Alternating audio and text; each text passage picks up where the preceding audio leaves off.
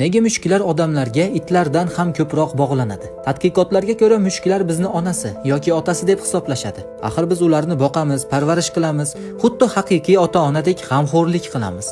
Shu sababli agar mushugingiz 10 yoshda bo'lsa ham, u hanuz kichkina bola kabi sizni e'tiboringizni izlaydi. Ular sizni kun tartibingizni eslab qoladi. Qachon uyg'onishingiz, ishga ketishingiz, kechki ovqatga o'tirishingiz, bularni barchasini kuzatadi va sizning hayot tarzingizga moslashadi. Shu sababli siz uydan ketganingizda mushugingiz kuchli stressni boshidan kechirishi va hatto sizni butunlay yo'qotib qo'ygandek his qilishi mumkin.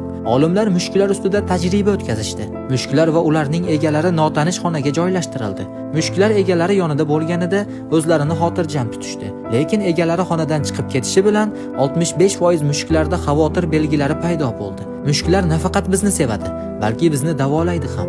Ularning g'uvrlashi 25 dan 150 Hz chastotagacha bo'lib, suyaklarni bitishini tezlashtiradi va stressni kamaytirishga yordam beradi.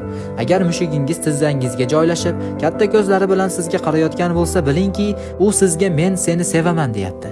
Sizning mushugingizni ismi qanday? Izohlarda yozib qoldiring.